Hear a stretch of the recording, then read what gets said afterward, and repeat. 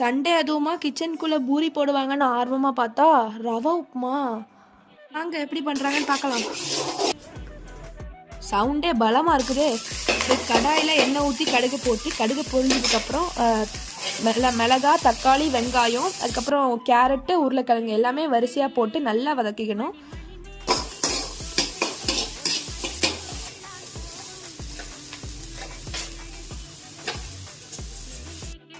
தேவையான அளவுக்கு தண்ணி விட்டு காய்கறி நல்லா வேக விடணும்.